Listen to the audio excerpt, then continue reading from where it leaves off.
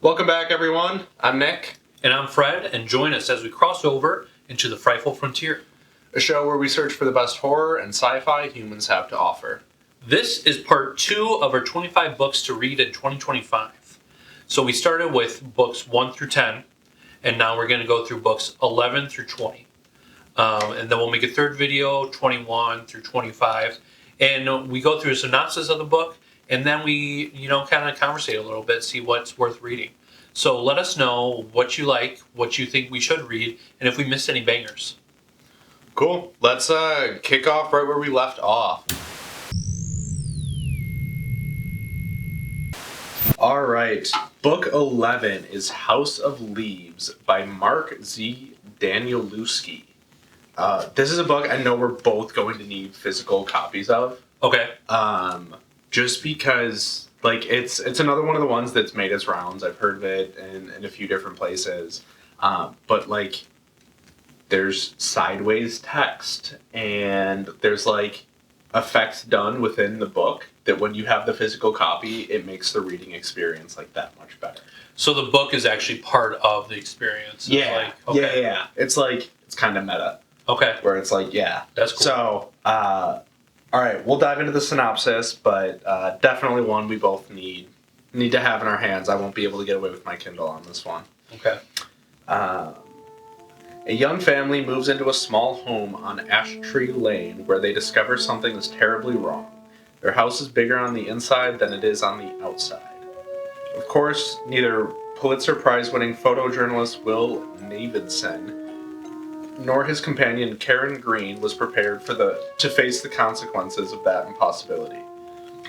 Until the day their two little children wandered off and their voices eerily began to return another story. Of creature darkness, of an ever-growing abyss behind a closet door, and of that unholy growl, which soon enough would tear through the walls and consume all of their dreams. That sounds sick. Yeah. That sounds like a good book. And if you're saying we need the book to see different stuff, so that's going to be a really cool. I feel like that's going to be a solid read. Is that book out already? Yeah. Okay. This one's been out May 7th, 2000. It was first published. Oh wow! But it's 710 pages. That's a big one. It's a chunker, but it's more than just a good read. It's going to be a good experience. It's going to be a whole thing. Yeah. I think so. I think that'll be sick. That's one that's been towards the top of my list, but as I've just been getting in the habit of reading, my Kindle has been my best friend. As far as getting in that habit again. And I knew this one I needed the physical copy for, and I just haven't pulled the trigger on it yet. But it's definitely been at the top of my list, and I'm psyched to get into to dive into it, even though 710 pages is a little daunting for me, but yeah, so be it. We'll get through it. It'll be sick. Yeah, and that's got me thinking too. Are you guys Kindle readers or are you guys physical book readers? Or are you switching back and forth? Because Nick's a Kindle reader. I want to be a Kindle reader. I've just bought the books, so I've been reading them. But it's a pain to read at night, dude. It's so I got a light going. Yeah. And my wife is right next to me, and it's just this blaring light going on, and for sure, 1 a.m. and everything. Well, and then even just the holding of the book in bed, yeah, is and if that's where you mainly read is in bed, it's just a physical book isn't great for that, and that's where the Kindle was so huge for me to get me back into the habit. Like I said, was just I could just sit in bed and throw it on dark mode, and it barely bothers my wife. Well, so my thing too is for $100, man, you gotta pull the trigger. Yeah, I feel like I should. They're so nice. And then reading in public too, if I'm reading them both at a coffee shop or at my gym or something like that. We have a coffee shop in the gym, so I'm now at the actual weights and reading a book. But yeah, then you got a weird image on the front of it, and this you get weird looks and stuff like that. So I feel like Kindle would be good for something like that too. Well, and it's nice too.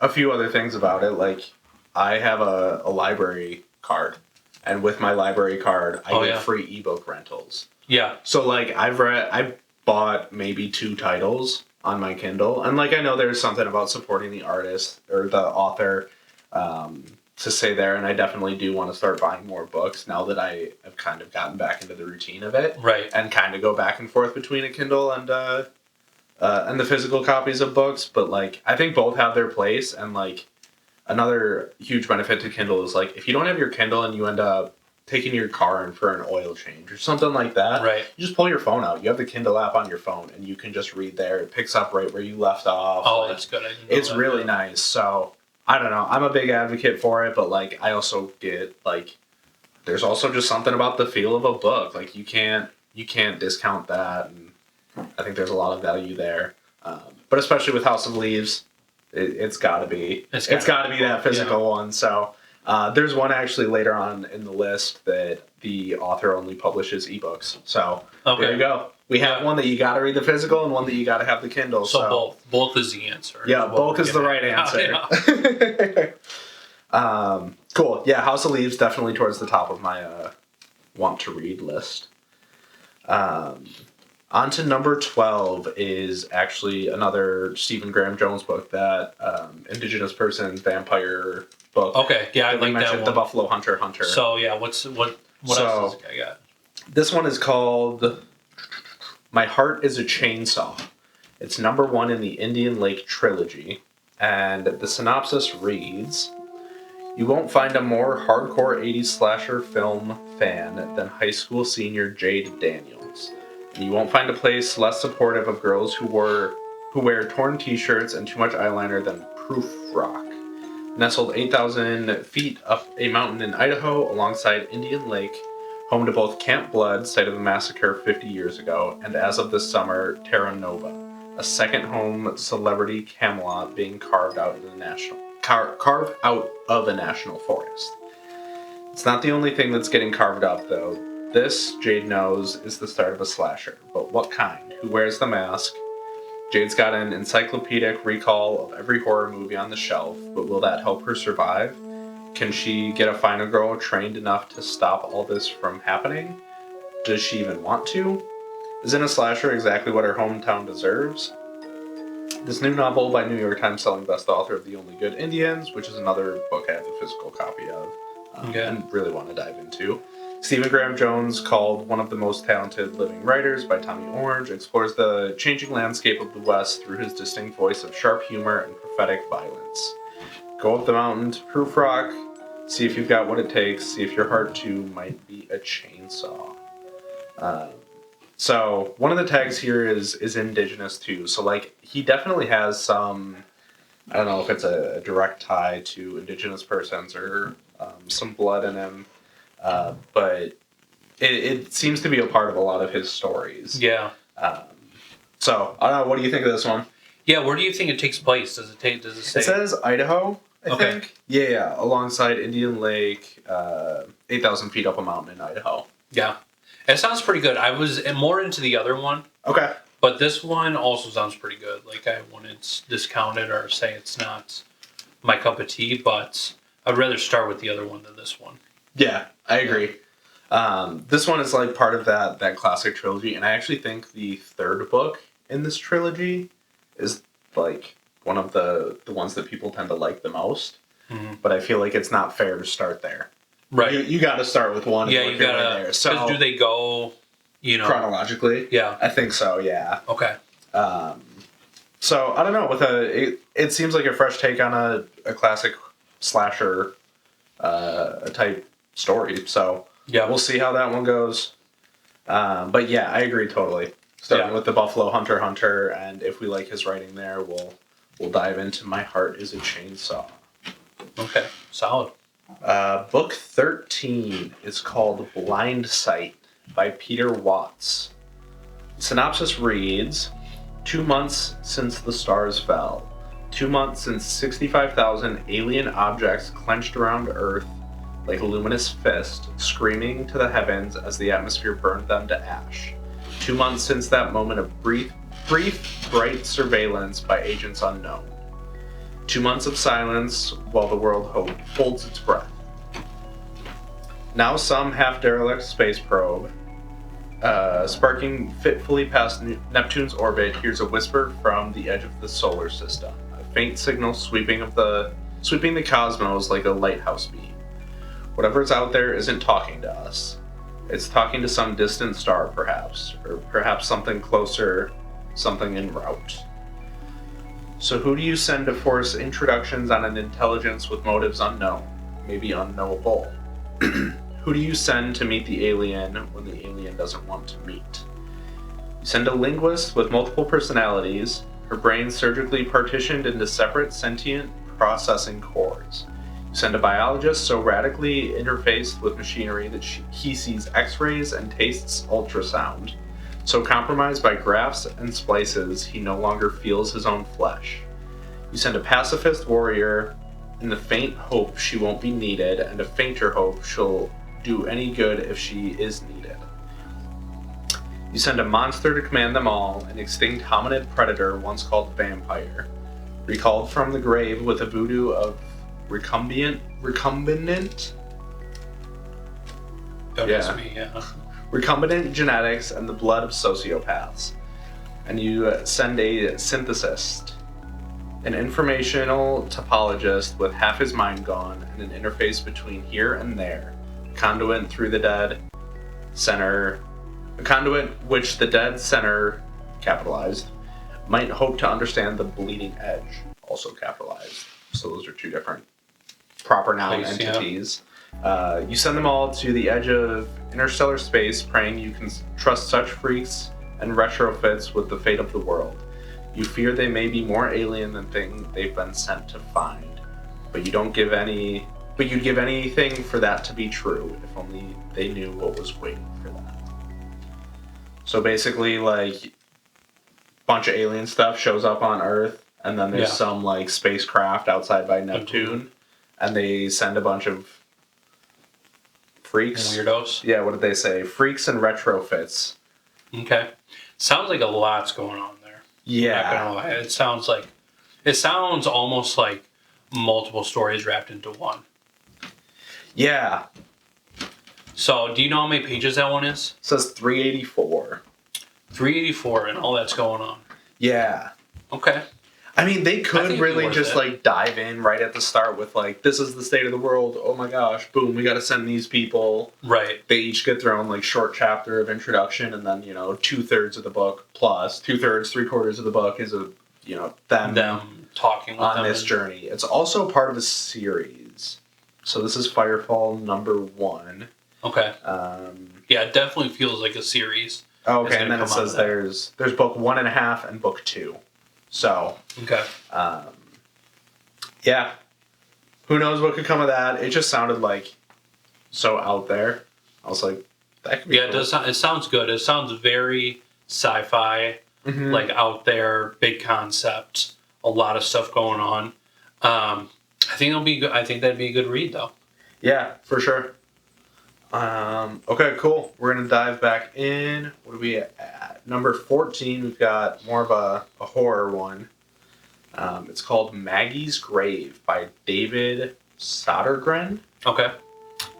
A small Scottish town of Auchmulan. Okay. A Scottish town. A small Scottish town is dead and has been for years. It sits in the shadows of a mountain, forgotten and atrophying in perpetual gloom. 47 residents are all that remain. There's nothing to do there, nothing to see, except for a solitary grave near the top of the mountain. Maggie Wall buried here as a witch, reads the faded inscription. But sometimes the dead don't stay buried, especially when they have unfinished business. A relentless folk horror nightmare from the author of The Forgotten Island, Maggie's Grave, will disturb and shock in equal measure. Sounds good. I like that it's vague. I like the folk horror coming out of it. And I love folk horror. Yeah, I mean, ever since Midsommar, I feel like it's really been coming through. Yeah. The Ritual, that movie was like really good. Yeah. And really big for me. So I gotta say, I'm into that. Cool. That's gonna be a solid read. What was the name of that one again? Maggie's Grave. Maggie's Grave. Okay. And that said, the grave, the inscription reads, Maggie Wall buried here as a witch. Okay. So I bet it's gonna be a witch story. Yeah. Horror, fiction, witches, paranormal, thriller, Halloween. Halloween. Or different tags. I'm That's sure a that's just a grab for more horror readers. Yeah. But yeah. Okay. Cool. On to 15. I'm sure you've heard of it. May have seen the movie. But I think the book is really a treat of its own. What is this one? Is this Dracula? A Clockwork Orange. Oh, Clockwork Orange. Okay. Yeah, I've seen it. By Anthony Burgess. Okay. You've seen the movie? Yeah, with the milk and the weirdos and Panic at the Disco, yeah. Panic at the Disco, yup. Oh. Quick synopsis is, in Anthony Burgess's influential nightmare vision of the future, criminals take over after dark. Teen gang led by Alex narrates in fantastically inventive slang that echoes the violent intensity of youth rebelling against society. Dazzling and transgressive, A Clockwork Orange is a frightening fable about good and evil and the meaning of human freedom. Classic. I didn't understand it when I was younger. Like, that when movie I is saw the movie. wild. I remember watching it at like 15, 16 years old and just being like, yeah. Yeah, I had no idea what was going on. Yeah, I had no idea. I didn't understand the concepts in it or anything. So, as an adult now, I think it would be a good read compared to watching the movie. I honestly will probably do both, is like watch the movie and like after I read the book. Yeah. See how I understand it now, but yeah, it's always been like a high concept thing for me. So cool. Yeah, I'm totally with you. That it just went over my head when I was younger, and like I forgot what book you mentioned it on in part one, but where you were like, Ender's Game, I think. Where you were like, when you're younger and just reading it as an adult, you'll have a fully different take on it. So it'll be cool to dive back into that. I don't think I've seen that movie in probably 10 plus years. I haven't. No, yeah, I saw it once. So it's been a while. It'll definitely be cool to approach it from a new lens, I guess. Yeah. 16. Okay. Funny enough, you just mentioned it. Dracula. There it is. There it is. Nosferatu. So, Dracula by Bram Stoker. I mean, do we even have to go over the synopsis for this? No, I don't think so. The ultimate classic vampire story. Yeah, the only thing is, does it say it's off of journal entries? Oh, that's right. I forgot you mentioned that. That's the only thing that I don't know if it is or not. I haven't read it. I've just heard a lot about it, obviously. It does not say. Okay. So I guess that'll be a surprise for us when we dive in. Whenever we get into it. Yeah. A few of these...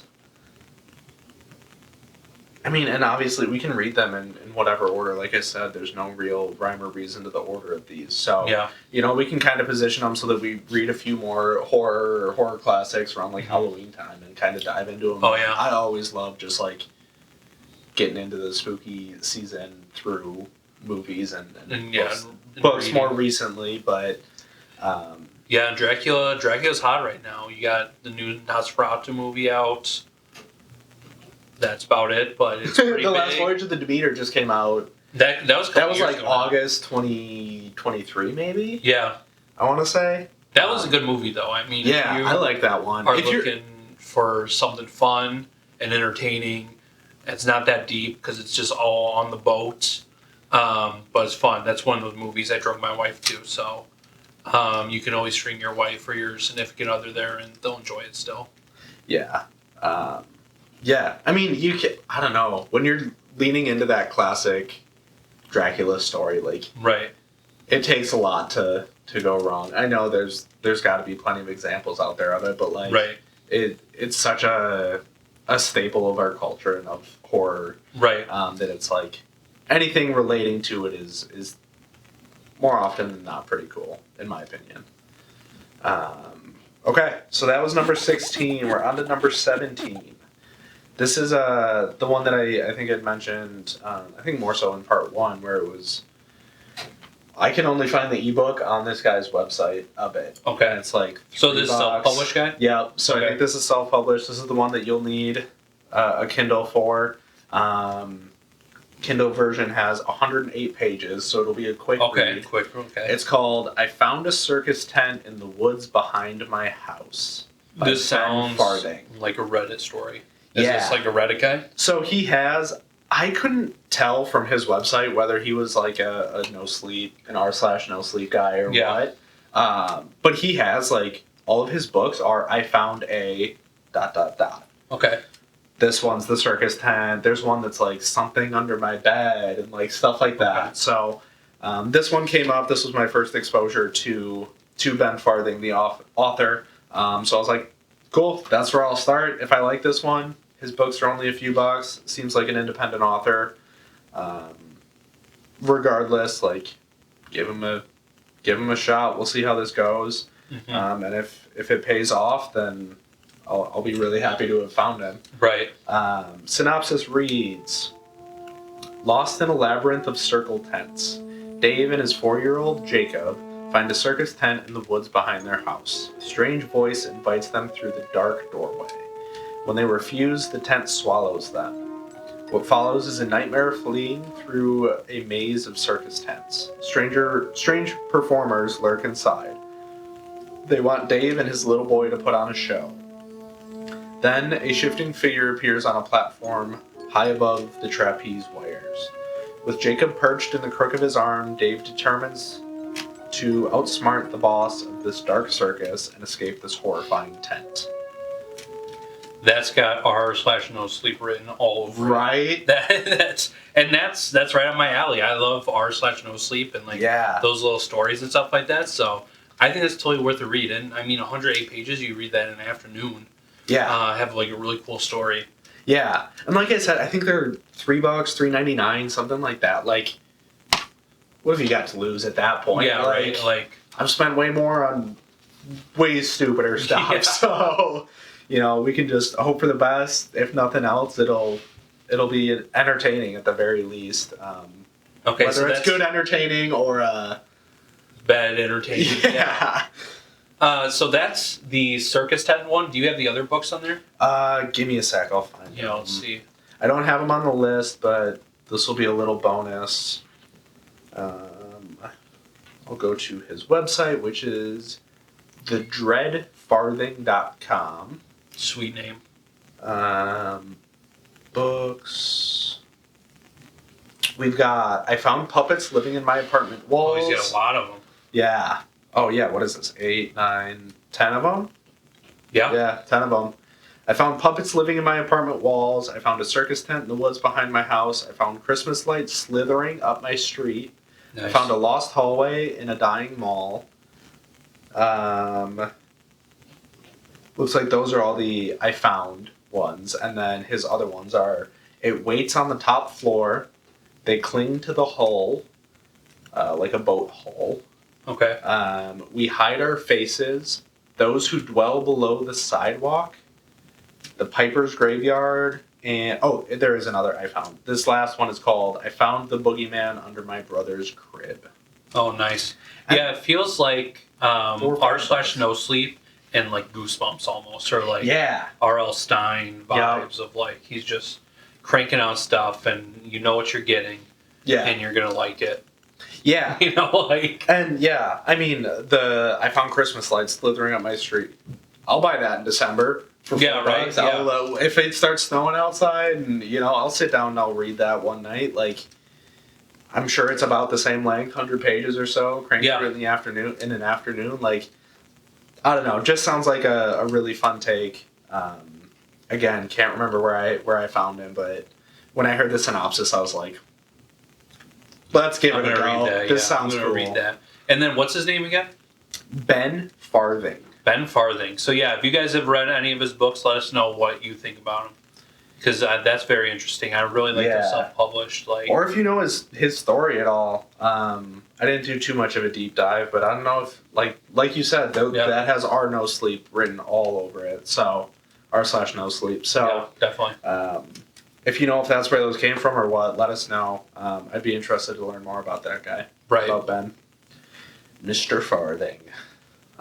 Cool. On to the next one. We've got number 18. 18, all right. Is Lovely, Dark, and Deep by Megan Stockton. Okay. The synopsis reads, every year, 6 Mile Island has a seasonal shutdown for serious weather. This year, the forecast is calling for the storm of the century, so most of the population has agreed to an evacuation in order to more safely ride out the storm on the mainland. When a child goes missing on the cusp of an oceanic storm, a select few inhabitants are left behind to perform a frantic search. Little do they know that the ocean is bringing more than a storm to 6 Mile. An ancient species hungers from the sea. Ooh. Yeah. I like that. I didn't see it coming that way, honestly. I thought it was gonna be like sounds that. I didn't see a monster coming in there, but sounds Lovecraftian. yeah, I love that. I love they throwing that in there. Cthulhu will come out or something. 175 pages, like that could be another. That's a good one. Quick read. Not sure where the cutoff for a novella lies, but yeah. I'm sure it's right in that range. I don't know. Could be cool. Seems like there's only 1,400 ratings for it on Goodreads, which is pretty low. Okay. So it doesn't seem like it's one of the super well-known ones, but either way, that synopsis got me intrigued. How many stars does it have? 3.97. Out of what? 5. 5? Okay. So, like, you're not in bad shape there either. Yeah. So, we'll see what Lovely, Dark, and Deep turns out to be. Moving on to... That was number 19, or that was number 18. 18, yeah. We're moving on to 19, called Boneset and Feathers by Gwendolyn Kiste? Kiste? K-I-S-T-E? K-I-S-T. Kisty. One of the three. Maybe. A little bit of a longer synopsis here, but we'll give it a go. This reads, "You don't know their fire is coming until it's too late. That's exactly the way the Witchfinders like it. As an isolated enchantress..." It starts with crows tumbling out of the clouds and spectral voices on the wind that won't leave her alone. Then there are those midnight visits to the graveyard that she can't quite remember in the morning, and the strange children following her everywhere she goes. Odette wants to forget magic, but her magic doesn't want to forget her. Meanwhile, the former friends she left behind in the village are cowering together, hiding from the ghostly birds they believe she's sent to torment them for abandoning her. But that's only the beginning of her problems, as Odette soon discovers their worst nightmare is about to come true. The Witchfinders are returning, and this time the decree is clear, to burn the witch that got away. With the men drawing nearer to the village, Odette must face the whispers from the dead and confront her fear of her own growing power if she wants any chance of stopping the army of Witchfinders determined to rid the countryside of magic once and for all. Is that the whole thing? Yeah. Not the one for me. Really? I will say, I'm sure it's a fine book. I'm sure it's got a lot of cool stuff into it. Good, ghouly, good stuff, but I'm just not sold on it. I don't know. What do you think? I don't know. I thought it sounded cool, but I also love witches. Do you? Okay. Yeah. So, like, that was really the big appeal. I could see, like... I don't know. I was just like, whatever, you know? It's a witch on the run. Yeah, how original. Whatever. Yeah, okay. Hope they don't catch her, you know? Right. And you gotta know how it's gonna end. Yeah. So I'm sure it's a good book. It's got a lot of good stuff going for it, but it's definitely not towards my top of the list of this 25. We'll throw that down there with, what was that, Dark Matter? Yeah, if you guys think I'm wrong, let me know, because I just feel like I've heard better books that are of my vibe a little bit more. Okay. For this year, yeah. Hey, all good. That could always change too. I could always be like, oh, I'm really into witches now. Yeah. And that'd be the vibe. It is a shorter one. I think it was about 175 pages, so if you're having trouble getting into witches, maybe that could be a good read to, like... Yeah, I'm surprised that's really give it a good go. Yeah, that feels like a longer book. I think, like, the first 3 paragraphs of that synopsis were, like, the first 2 chapters of the book. Yeah. Her family all dies, and now she's running away, and she's in a new village, and now the Witchfinders are on their way. It's like, okay, well, no, I just skipped that whole first part. Like, it's got to be the escape and, like, the fighting them and all that. It's got to be the bulk of the book, so... Yeah, I feel like they explained a lot in, like, the synopsis. Like, that was... Especially for a shorter book. Yeah. Yeah. Cool. Well, maybe we'll give Boneset and Feathers a go. Maybe we won't. Yeah. We'll have to see how this year goes. Next on the list, and the last one for this video, is one I'm actually pretty hyped on. Okay. I hope you're on board with this. It's called Devolution, a first-hand account of the Mount Rainier Sasquatch Massacre by Max Brooks. I'm in. Max Brooks wrote World War Z. Oh, I read World War Z. Yeah. So one of the 4 books you've read. Yeah. Before now. Yeah. I believe, I'll double check, but I'm pretty sure Max Brooks is Mel Brooks' son. Really? Yeah. Of like Young Frankenstein, Blazing Saddles. Yeah. Yeah, it's his son. Okay. Spaceballs. All that. So I thought I had heard that somewhere, but wasn't sure, so I didn't want to speak out of turn. But yeah, it's his son. So, I mean, the synopsis adds a little bit to this, but the title really tells you everything you need to know about, like... Yeah. I heard the title and I was like, yep, sign me up. Yeah, I like that. And you get that a lot on, like, r/no sleep, of, like, the title is, like, part of the story. Yeah. And I do like that, because you know you're getting into, and you're like, I'm going to take the time to actually get into this now. Totally. Alright, so synopsis for this one reads, as the ash and chaos from Mount Rainier's eruption swirled and finally settled, the story of the Green Loop Massacre had passed unnoticed, unexamined, until now. But the journals of resident Kate Holland, recovered from the town's bloody wreckage, capture a tale too harrowing, and too earth-shattering in its implications to be forgotten. In these pages, Max Brooks brings Kate's extraordinary account to light for the first time, faithfully reproducing her words alongside his own extensive investigation into the massacre and the legendary beasts behind it. Kate's is a tale of unexpected strength and resilience, of humanity's defiance in the face of a terrible predator's gaze, and inevitably of savagery and death. Yet it is also far more than that. Because of what Kate Holland saw in those days is real. Because if what Kate Holland saw in those days is real, then we must accept the impossible. We must accept that this creature known as Bigfoot walks among us, and that it is a beast of terrible strength and ferocity. Part survival narrative, part bloody horror tale, part scientific journey into the boundaries between truth and fiction. This is a Bigfoot story as only Max Brooks could chronicle it, and like none you've ever read before. Yeah, I'm in. That sounds sick. That sounds like, it almost sounds like World War Z. So is it based off her journal entries or something like that? It seems like Max Brooks found the journal, so to speak, found the journal and is adding commentary to it and maybe some more investigation into what she said to bring some legitimacy to it or something along those lines. It doesn't seem like it's straight journal or straight commentary on the journal. It seems like it's kind of a mix of those, which I think really sometimes helps make something like that a really easy read. Yeah. Like if it leans too hard into the scientific journal of it, then it's just like reading lab reports. Right. Like that can get pretty tedious. Yeah, I think that's definitely high up on the list. I would say. Cool. I was really psyched on that one. I'm glad you are too. I think that'll wrap it up for part 2. Yeah, so let us know what you guys think we should be reading. If we missed any bangers coming out, we got 5 more to go through. But I feel like we got a pretty good list going already. So if you haven't watched part 1, give that a watch.